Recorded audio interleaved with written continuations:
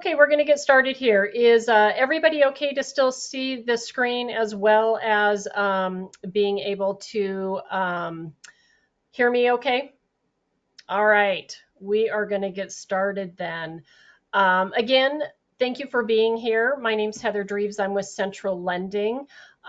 We are going to talk a lot about what it means to do due diligence on a purchase of a private money note or a promissory note. There's a lot of different terminology that's used, but essentially what they're referring to is purchasing a promissory note. We'll go into a little more detail about that, about what that really means. But we're going to get started here. We've got a lot of content to cover. As we go along, if you guys have questions, make sure that you put your questions into the questions section. And if you're having any trouble with that, you can also, I don't believe I have the chat turned on, but questions you should be able to actually communicate with us. And I will do my best to cover all those tonight. So we're going to get going here. So what really is a private money note? You know, a private money note is basically a promise to repay a loan.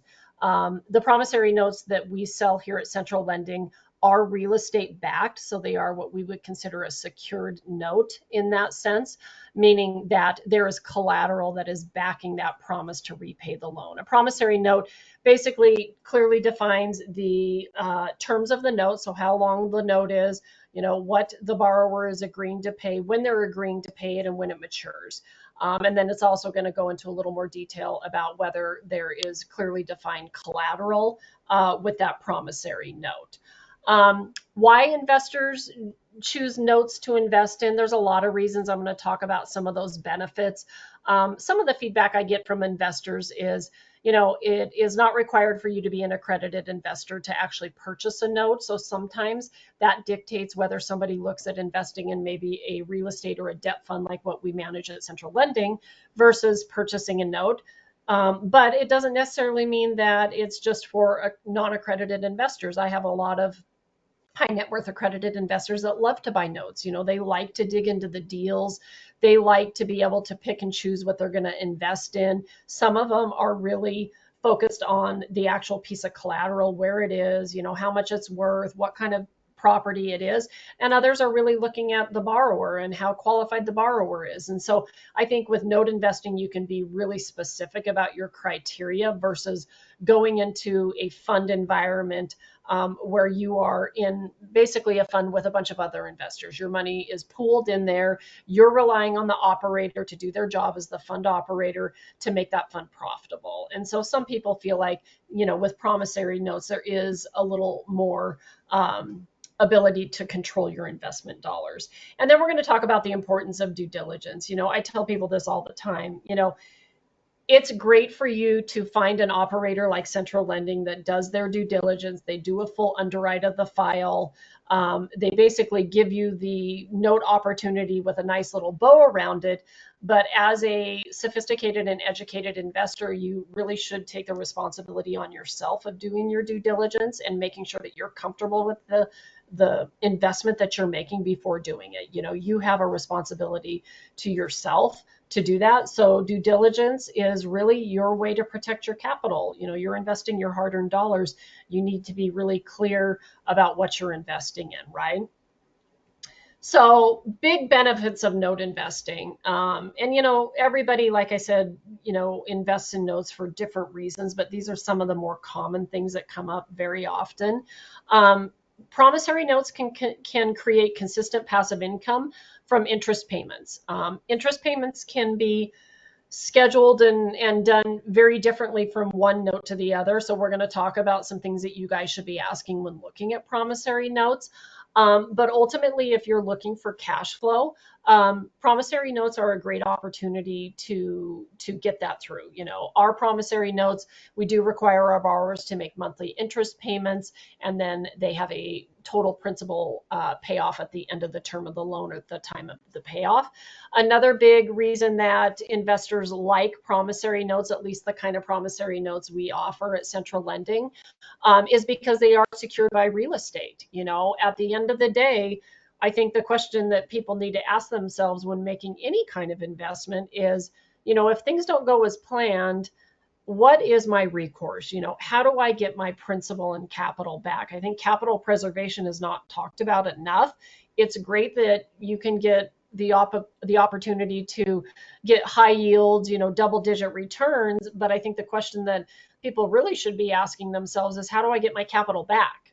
And if this plan doesn't go as planned, what is the recourse that I have? And when you do have a promissory note that is secured by real estate, you do have the ability to typically go in and foreclose. There's a lot of caveats to that, but that is one of the things that I get a lot of feedback from investors about, is that it is a tangible asset. At the end of the day, if I buy this promissory note for $50,000 and John Smith doesn't pay me, I potentially can go take that property back, foreclose on it, and hypothetically recoup my $50,000 and then some, possibly, versus investing in a business. Hopefully that business is successful and profitable, and you get the kind of returns that you're promised. But at the end of the day, if the business fails, there's not a lot to fall back on. You may potentially be at risk of losing your capital. Attractive risk adjusted returns. I get a lot of clients that will call me and say, well, you guys only offer 10 to 11% on the notes that you're selling, and I've been talking with this other company that's offering me 14%. What you need to look at is, higher risk comes with higher returns. And typically, at least in my experience over the years, promissory notes are priced in a way that, they are priced according to the borrower, their qualifications, how much they're trying to buy, what's their track record. And so I think you need to ask yourself, if you're looking at a note that's at 14% versus a note that's at 10% as far as a pass-through rate goes to you, what are the reasons? And most of the time, what you should find is, if you are really focused on buying a note that the borrower is very strong, they've got good credit, they've got a proven track record, they have reputational capital with the operator, you're probably gonna, or at least you should expect, a lower return versus a borrower that's borrowing, that's never done it before, doesn't have a track record, might have blemished credit, and doesn't bring as much money in. In my opinion, that loan should be priced higher, which means you may potentially get a higher risk. And you have to look at your strategy and how much your risk, how much risk you're willing to take on, and then you can back into these deals, right? Like I have a lot of clients that will do a little riskier deal in their own backyard. If they're living in Texas and they're buying notes in Texas, a lot of times what I find is those types of note buyers are more willing to buy riskier deals because it's in their own backyard and they can go see it, touch it, feel it, manage it if they get it back, versus, somebody in the state of Idaho, where I live, buying a note in the state of Ohio. You have very little control. And I have clients that have done that and had to foreclose on those types of assets. And it's very difficult. You're having to deal with handling this from out of town, trying to find an agent. You may potentially get it back and have to go find a contractor. There may be tenants in it. You have to find an attorney in that state that's willing to evict them. So think about those things when you're looking at returns. And I tell investors all the time, don't chase yield. Look at the deal. The deal should stand on its own legs. You should feel comfortable about the asset and comfortable about the borrower, and then the returns will come. If you start chasing returns, a lot of times investors do get burned.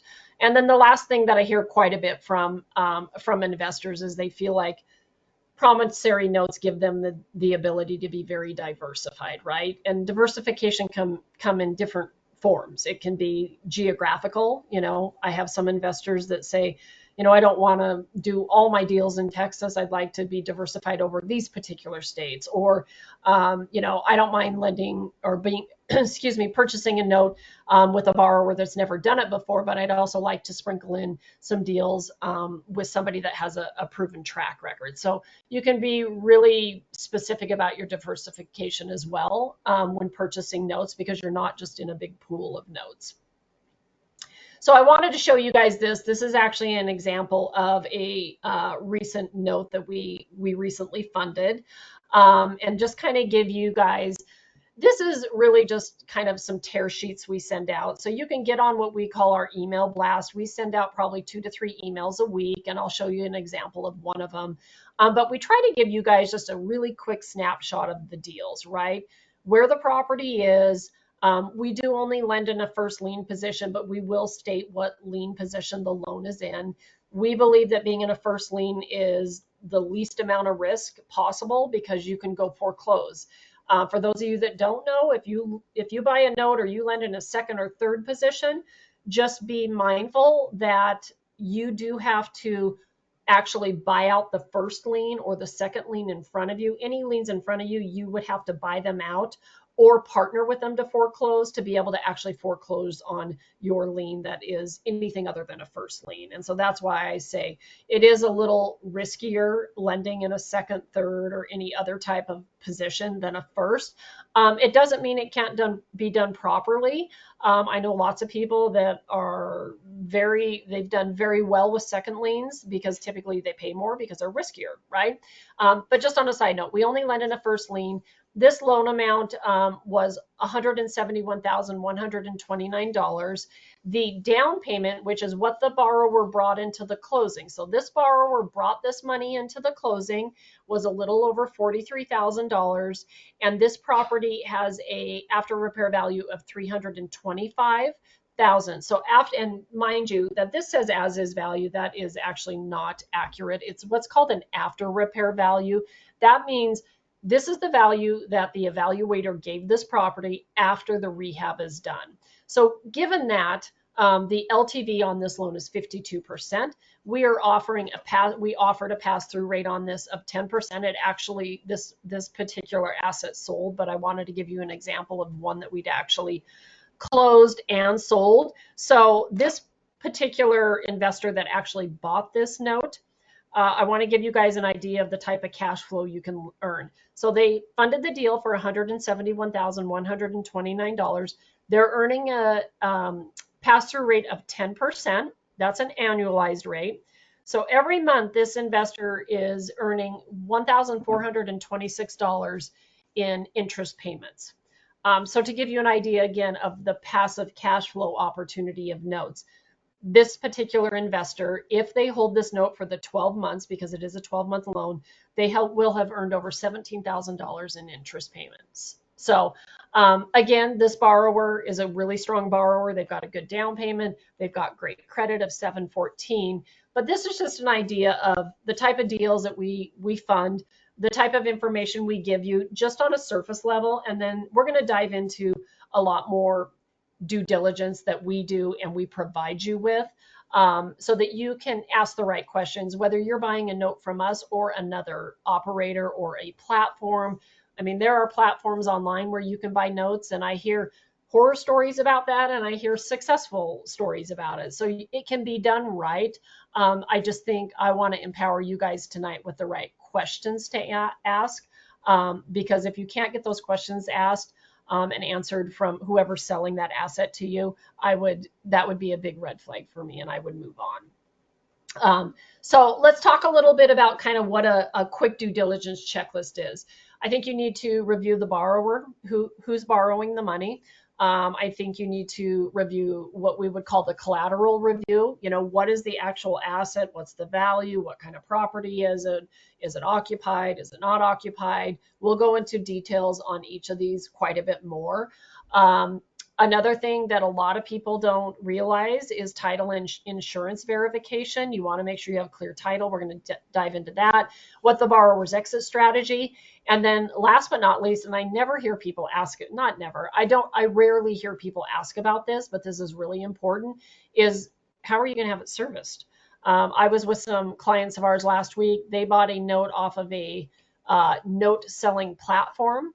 Not realizing that once they bought it, they had to go figure out how to service it and find a servicer for it. We actually provide that. We are a very concierge serviced company, so we do that for you.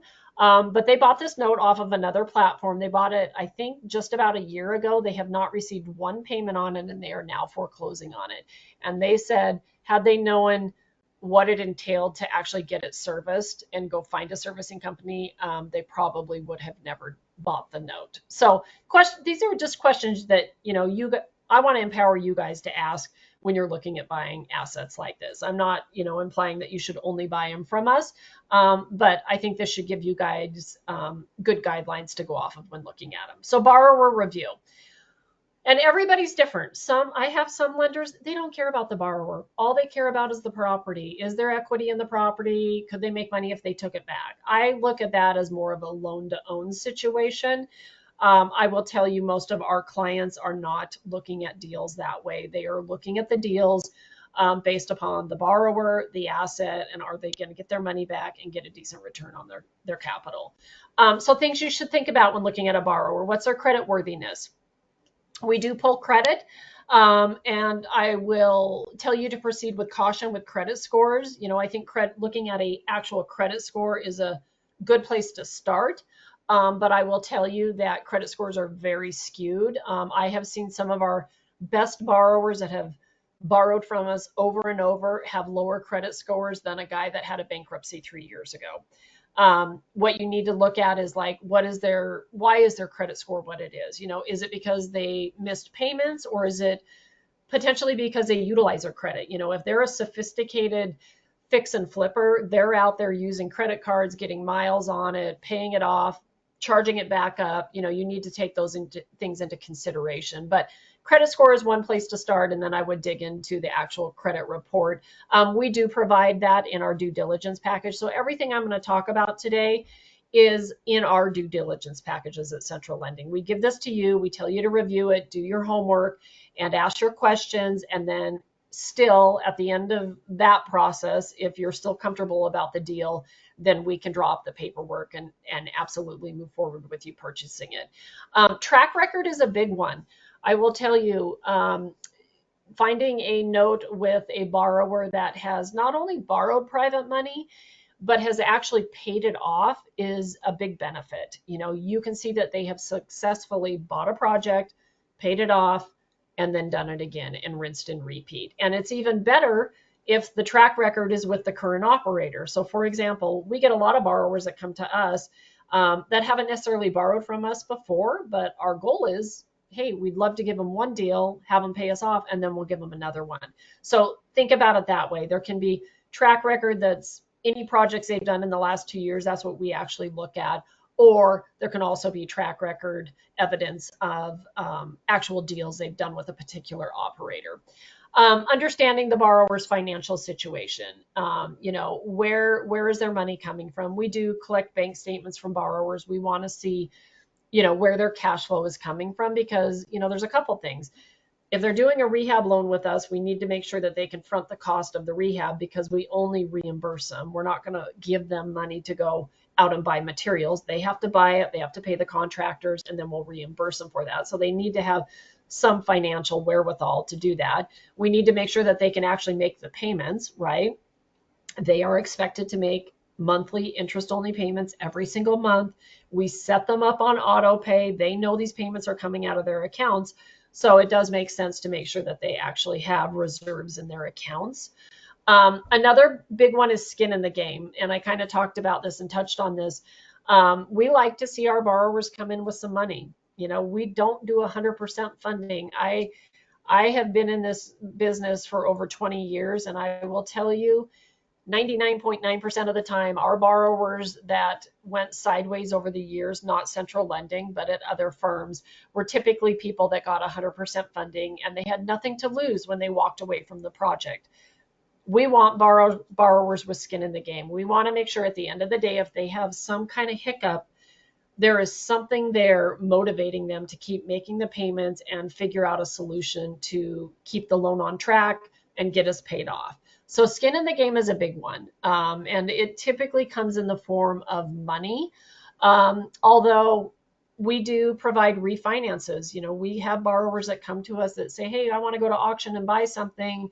I've got this rental over here. I'd like to leverage it. That's skin in the game, right? If they can go leverage it, they have equity in it. They've clearly done something right. They're not going to just let that property go, because most of the time they have a tenant in it, right?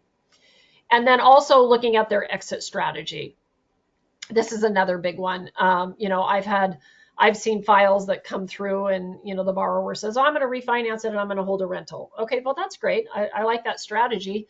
What's your track record doing that? Well, I don't own any rentals. I've got 500 credit and I think I'm going to be able to refinance your loan in 5 months. That's not happening. That's not a realistic exit strategy. So we would like to, hopefully you guys find, if you start looking at any of our deals, that our exit strategies are realistic. But if you're out there looking at, other deals, that's a question you should ask. Like, how are they going to pay me back? How are they going to pay this whole thing off? It's great if they keep making payments, but a lot of times these are just what we call bridge loans. So they're very short term. So the goal is that they have them for a short period of time and then they pay us off by either refinancing or selling the property. And so you need to ask yourself those kind of questions. Is this borrower's exit strategy actually very realistic? Next one is collateral review. So what type of collateral is it? What I mean by this is what is the property? Is it a residential property? Is it a commercial? Is it a self-storage unit? Understanding exactly what type of collateral the note is secured by is important. Is it a duplex? Is it a fourplex? We only lend on residential properties and small commercial, but 90% of what you're going to see come out from our note blast is going to be single family residence up to 4 units. Also understand the market the collateral is in. You can get on Zillow, you can put a property address in. What I would suggest is clicking on the map and hitting the lot line option, and it's going to show you all the properties around it, what their Zillow values are. Take that with a grain of salt, but you can see recent sales, you can see what is surrounding that particular area. I have some investors that dive as deep into markets like what's the unemployment rate there, what's the crime rate. Those are all kinds of reports you guys can pull online if that's stuff that interests you. But again, when you're looking at the collateral review information, you really need to be looking at this with the thought in your head that you may have to take this property back. So if there's anything about that collateral you don't like, it's probably not the right deal. We have very low foreclosure rates, and our goal is not for you to foreclose. I don't think it's any lender's goal, but that is the risk in buying notes. Is you need to be prepared mentally and financially to step up and actually say, yes, I want to start to foreclose on these people if they're not making their payments. So really wrapping your head around what the collateral is so important. Next would be value. What is the value of the collateral? That is the key in all of this lending. If the value of the property is $100,000, you're probably not going to want to extend more than 70% of that, which means that that loan shouldn't be more than $70,000. So you need to understand what the value is. We do get third-party valuations in our file, so you can actually see the interior pictures, what's going on inside the property, what's going on outside. It's okay for you to say, I don't really think that value is what they're saying. It's your money again. You need to make those decisions. If you are buying a previously existing note, there's nothing that says that you can't get a valuation on the property either. There's so many tools online, though. You really shouldn't even have to do that. Zillow is a great resource. Calling a local agent, asking what you think or what they think the value of the property is also another strategy. But again, inside of our due diligence package, you will get the evaluation that we used when we underwrote the file to determine what we were comfortable with the value being. These are all loans that have already closed, so we close them like we're going to keep them. We'd love to sell them. It helps us recoup our capital. We can go originate more. But the reality is, at the end of the day, if we don't sell it, we're comfortable enough about the asset and the borrower that we're happy to keep it. But for you guys as private investors, if you are looking at available notes, you should be asking for a valuation of the collateral. And if the person that's selling that actual asset to you does not have that, there are tools that you can use to kind of back into what you think the value is. And I'm happy to share some of those with you guys offline. Another thing to identify is, are there repairs and rehab that's going to happen to the property? And what is the cost of the repairs? If we lend money to people that are rehabbing a property, we will get a very clearly defined budget a line item budget down to like, hey, we're spending X amount of dollars on the electrical. Here's what we're spending on, the kitchen. And so it is clearly defined as far as what is going to be done to the property. And that's also how we back into remember I mentioned what an ARV loan, it's after repair value. And some of you are probably like, how do they know what it's going to be worth after it's rehabbed? The way that we get that value is we actually have the borrower that is going to have purchasing the property, remodeling the property. We have them give us their rehab budget. We give that to the evaluator that's going out, looking at the property, getting eyes on it, looking inside of it. And we tell that evaluator, hey, give us a value on the property after it's repaired based on this budget. That way, we're not getting a value on a property that potentially came from a evaluator thinking that they're going to put granite and hardwoods in. In reality, they're putting Formica and LVP and linoleum in it, right? We want it to be accurate. So I would ask for that. We provide that in our due diligence package, and we hold our borrowers to those budgets. They don't get to deviate from them. If they have unexpected costs come up, those are things that have to come out of their pocket if they weren't clearly planned for on the original budget. And then lastly, this one doesn't come up a whole lot, but if the property is occupied, and you will be able to see, at least from our evaluation, our third-party evaluations, if there's actually somebody living in it.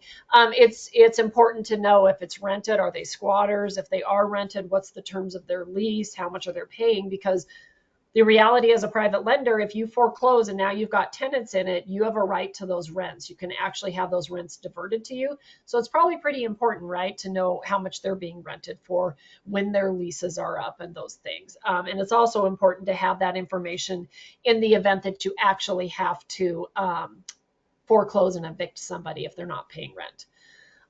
We've got a couple questions. This is from Elaine. I'm sorry if I'm mispronouncing that. They asked, as a broker, can we come to Central Lending to draft a note for a client? If you get a loan through us as a broker, if you broker a loan through us, we draft all the legal paperwork. We don't provide that service. You could go to Gerasi Law Firm. There's a couple other attorneys out there that could draft a note for you if you're talking about doing something outside of Central Lending. And then they also asked, is it a good idea to consider the LTV of the ARV? Yeah, and to that question, that was what I was just talking about, is what is the true ARV based off the after repair value. The only time the only time that I would rely on an ARV value is if the loan was also providing the rehab funds, right? I would not rely on an after repair value if the loan was only providing purchase money, because what you want to be able to do is control those rehab funds in the event that that borrower doesn't make their payments. At least you have those held back. If you're giving a loan based off of a fictitious after repair value and you're not controlling any of the rehab funds, you're really giving an as-is loan, and your LTV should be based off of the as-is value, not the after repair value. Hopefully that answers your questions. Okay, next thing you guys need to do your due diligence on, and this shockingly comes up, and I'm a little surprised by it. I have had people buy notes and not fully understood the terms of the actual note that they bought. They didn't realize that they didn't have to make payments every month, and they didn't realize what the interest rate is and things like that. So I think this is just a good reminder. When you guys are buying notes that are already funded, if you're trying to be your own private lender and lend to some guy from a real estate investment company, you can dictate what the terms of it are. But when you're buying an existing note, you don't get to go change the terms of your note. The terms of the note are the terms of the note. You should be able to review that, see the promissory note signed. So one, what is the interest rates and how are they calculated? Like, for example, our notes are calculated on an interest. They pay interest only every month. And then they have what's called a balloon payment due at the end of the term of the loan or at the time of payoff. Some loans are calculated with what is called PITI, which is principal, interest, taxes, and insurance. That's a more traditional way to calculate a mortgage payment. It's not typically the way private money mortgages are calculated. Other things to think about are if there's any prepayment penalties. So what that looks like is you buy a note and there is a prepayment penalty of 90 days. It means they have to at least pay interest owed for 90 days. They can't go pay it off in 30 days. And then they're on their way. They would at least at minimum owe the investor or whoever owns the note 90 days worth of interest. That's kind of that's a slippery slope. We don't like to do that at Central Lending because we don't want to penalize our borrowers for exiting our bridge loans as fast as they can, because then they make more money. And then guess what they do? They come back and borrow from us again. We don't charge prepayment penalties, but it's important to know if the promissory note you're purchasing has that in it. Also, it's important to know when payments are due. Ours are due on the 1st with a 5-day grace period. Most notes have a grace period, so understand that. And most borrowers take advantage of their grace period. Yes, their payments are due on the 1st, but no, they don't incur a late fee unless they pay after the 5th. So know what the grace period is. Know what happens if the payments aren't made. Sometimes there's default interest that's accelerated. There's all kinds of clauses in a promissory note. And then the last thing is, are the payments made through ACH or manually? So, for example, our borrowers are required to set up auto payments with the third-party servicing company. Their payments are automatically pulling. It doesn't mean that they can't bounce a payment. I'm going to just tell you that right now. I've seen borrowers where we pulled an ACH and they didn't have enough money in the account. But it also prevents the headache of, oh, hey, I sent my check in the mail a week ago, which we all know they really didn't do, and they're not going to probably do it for another 2 weeks, which means you're probably not going to get your payment for like 4 weeks. So ACH payments or auto payments are nice, but just understand it's not a guarantee that they won't potentially come back. But it does save a lot of headaches with, oh, the check's in the mail type of excuse. Maturity dates. Know when your maturity date is. I've had people buy notes thinking that they were buying a note, they would probably have it for 12 months, and then realizing after they bought it that it was a 5-year note.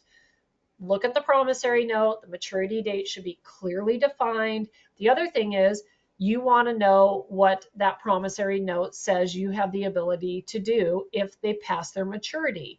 So some of the things that typically can kick into place is they pass their maturity date, they get hit with a maturity fee.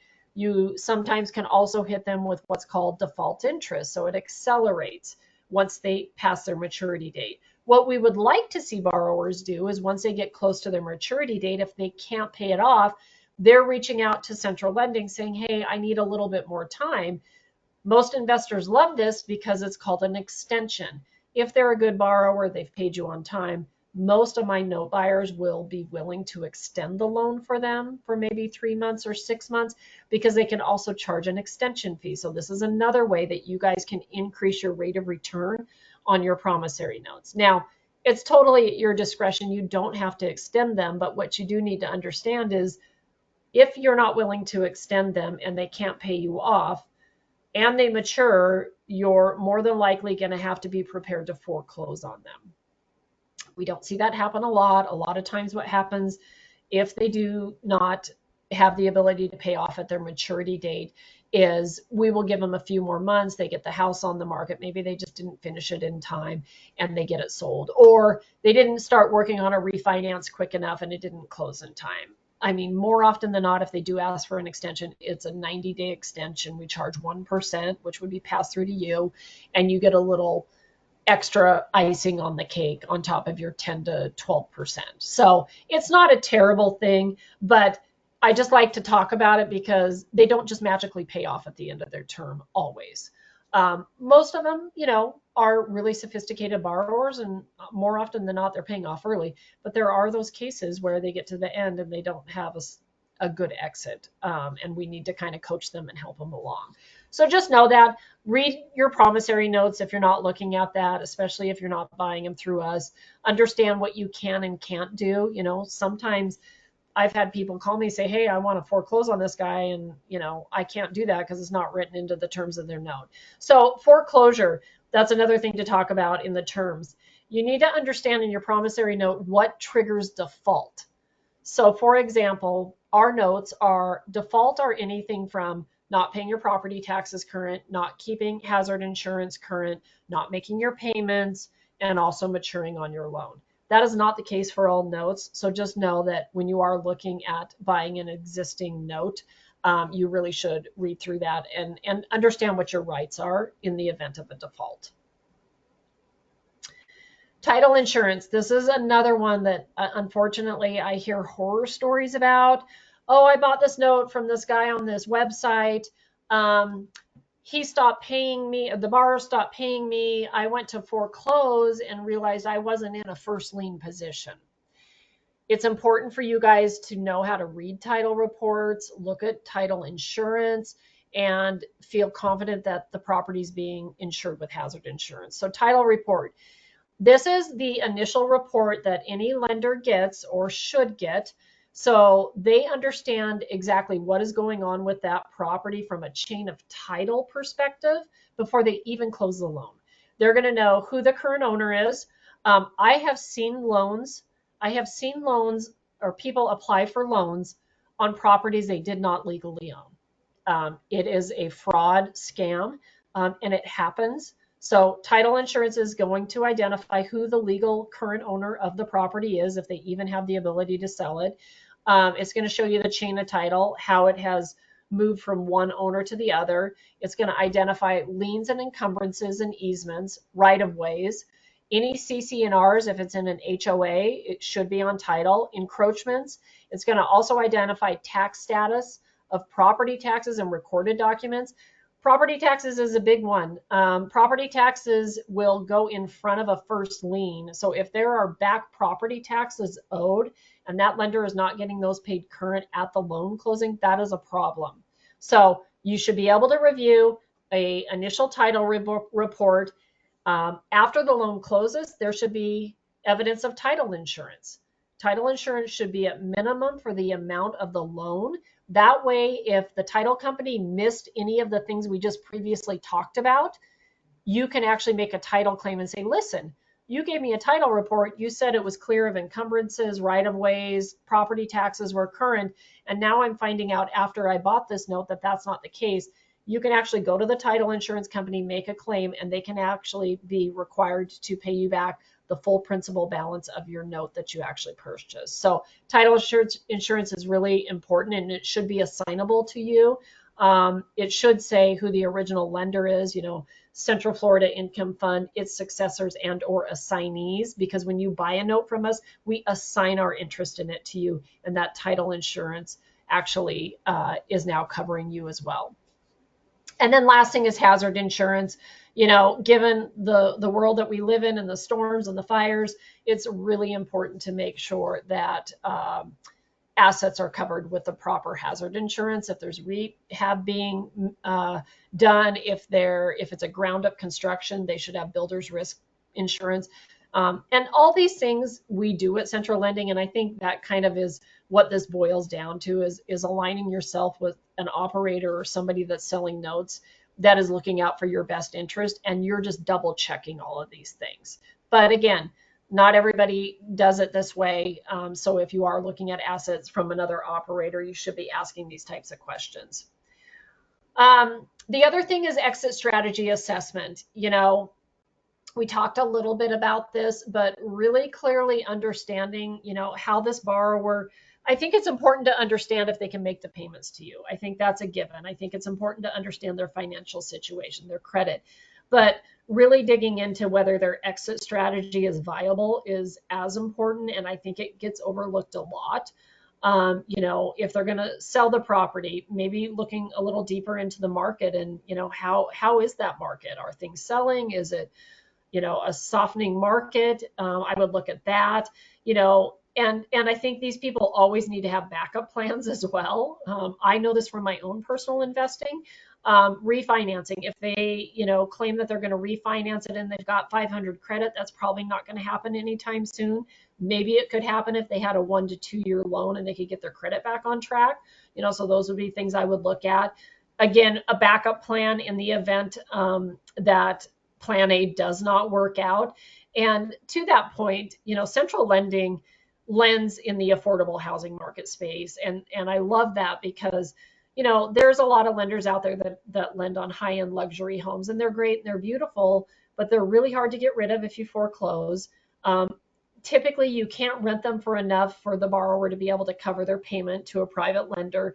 And we believe, in the affordable housing market space, the first time home buyer space, our average loan is about $200,000. What we like about that is if we have a borrower whose exit strategy is to sell, and we've had this happen, and they can't get that thing sold, we can always help coach them to possibly put a tenant in it and cash flow that property so that they can keep making their payments. And we also take it another level. We actually have a 30-year rental loan product that if they get a tenant in it, we can actually refinance them out of their original bridge loan. So they need to have a backup plan. And then the last thing is, I think this is really a question for you as the lender is, are you actually willing to work with the borrower if need be?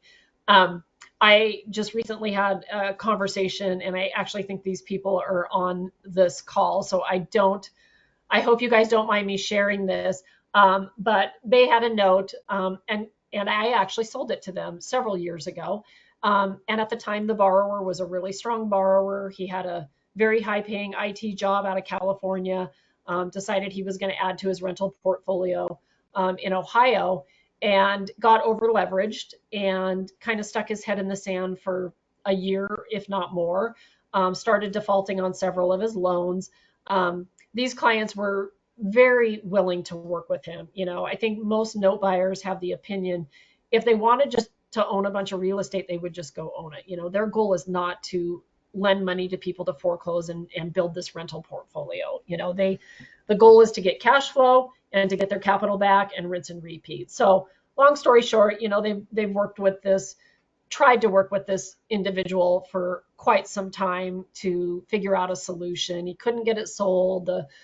The contractor that did the work on it did a pretty poor job.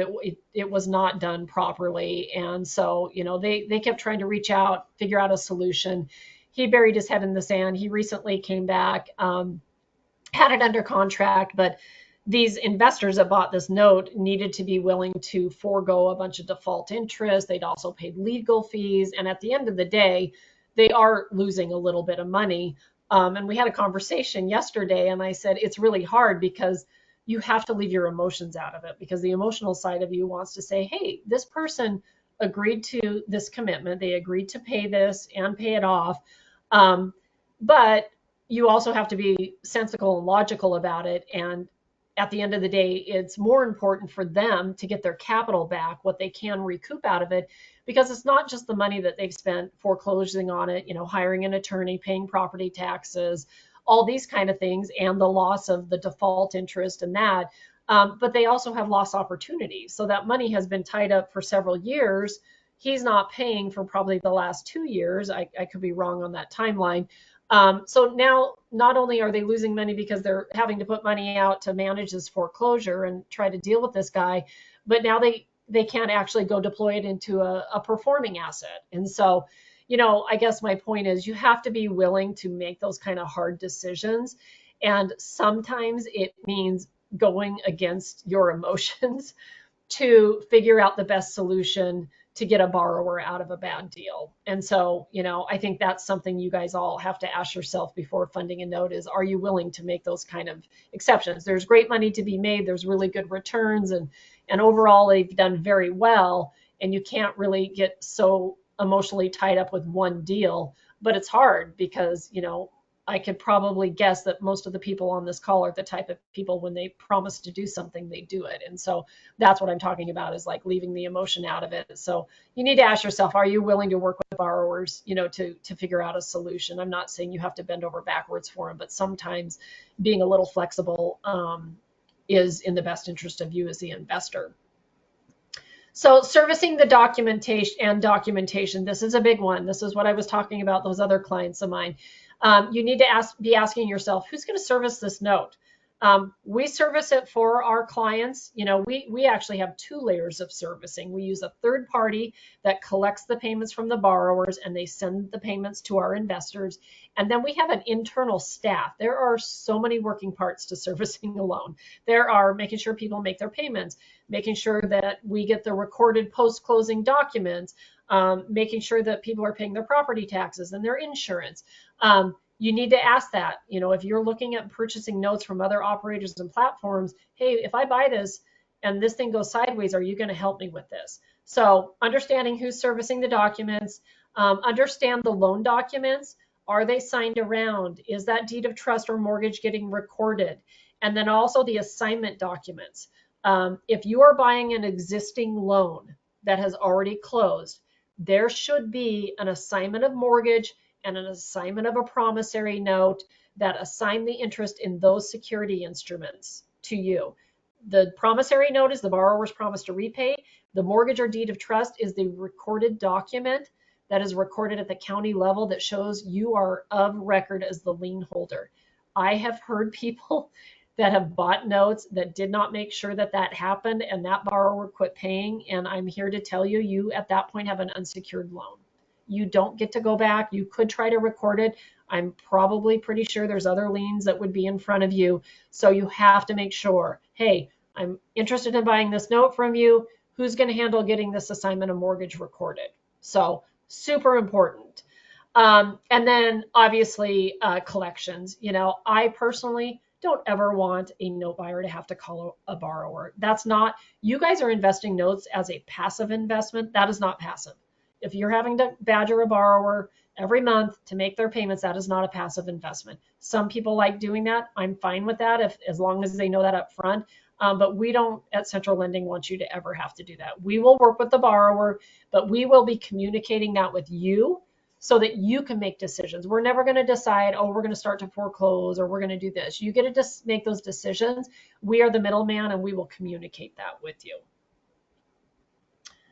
All right, big red flags. These are things that you guys should look for, when you're starting to do your due diligence. Incomplete documentation. If there's things missing in the file, I would be a hard pass. Unwillingness of the seller to disclose information. If you're asking a lot of questions and they're like, yeah, I'm not going to share that, that would be a massive red flag for me. I would move on to the next. I wouldn't even bother with trying to extract the information out of them. Unverified borrower information, borrower with an unproven track record.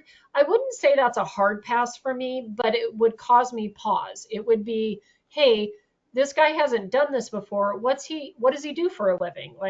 How is he putting food on the table? We get a lot of clients that are creating wealth that are very successful professionals, dentists, doctors, and they're buying real estate and they're using private money to fund it sometimes. That makes sense to me, but that would just cause me to pause and ask some more questions. It doesn't mean that I wouldn't fund a note for someone that doesn't have a proven track record, but I would want more information on that file. No skin in the game would be a hard pass for me. I've seen those deals go sideways, and I think there's enough really good deals out there where there are qualified borrowers bringing money to the table. I would probably not look at a deal that didn't have any skin in the game. And then lastly, go with your gut. If there is anything about the deal that makes the hair on your neck stand up, that causes you pause, that you can't answer questions, I would go with your gut. You're going to know best. And as you look at more of these deals, it will become second nature for you. But I can't stress that enough. And I tell people, that, well, I like the returns of that one, but I don't know, there's just something about it. I don't even want it. I have a client actually right now, and she has tried to look at several notes from us, and it's not a good fit for her. I know it would stress her out. She wouldn't sleep at night. And I've had other clients like that where I did sell them a note and it was nothing but stress for them. And after that note paid off, I wouldn't sell them another one again. You have to go with your gut. If there's things about it that are causing you pause, causing the hair on your neck to stand up, I would definitely say it's not the right deal. And notes may not just be the right asset class for you. And there's other options outside of it. But you know best, what's going to stress you out. And I think you have to listen to that. So, big reasons to choose or reasons to consider investing in notes. Notes can create cash flow. I talked about that a little bit already. High returns if done with the proper due diligence. If you take a conservative approach, trust but verify. You know, you have to not just rely on my little one pager we're going to send you, verify all that information. And that's the kind of stuff that you get in a due diligence package.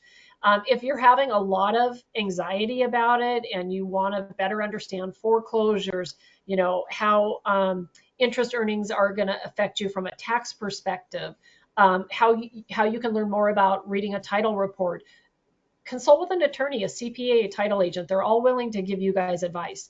I'm happy to pass on, you know, the information that I have about it, but I never tell people that you shouldn't, you know, go outside of that. There are lots of professionals out there that will help you with that as well.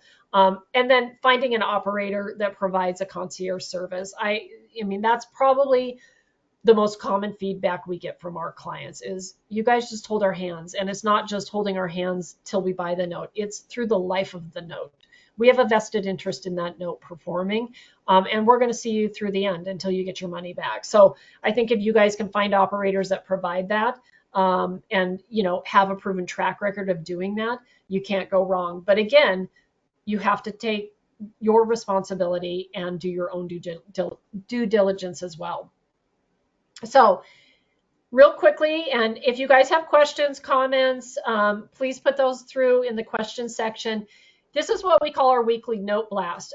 Kate Palmer works very closely with me. Like, we work so closely together. I think we sit in a 6x6 office together. But he sends out these weekly note blasts 2 to 3 times a week as we close loans. We close a lot of loans in a week.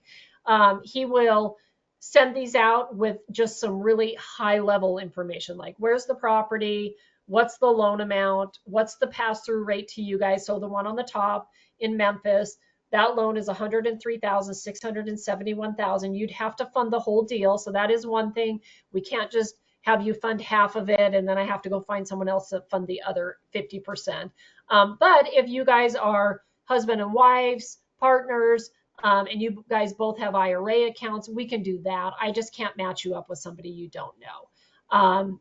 It'll give you an idea of what their track record is, what their exit strategy is, the maturity date, the LTVs, and then their down payment. And if you have interest, just reply to the emails. If you're not on that email list, reach out to me. I have my email up on the screen. You can email me at heather@centrallending.com.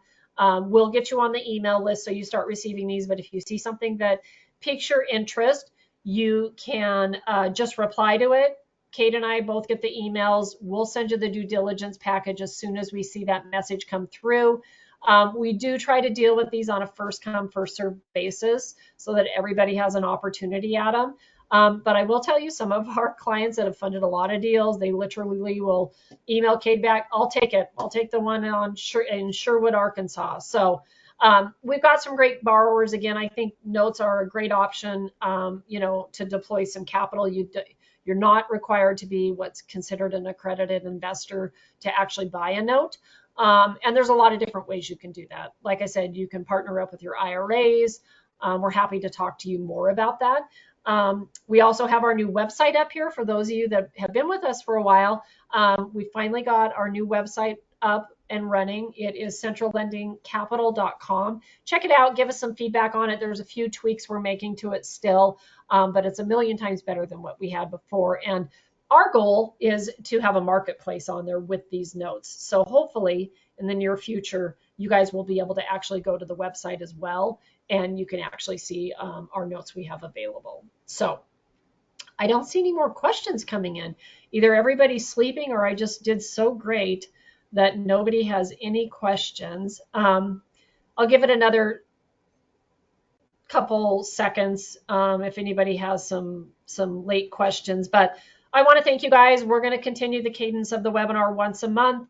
Again, if you guys have friends, families, colleagues, anybody that would be interested, get a hold of me and I'll get them on the email list so they'll get invited. We're going to send out we are going to send out a replay of this as well, and you guys are more than welcome to share that.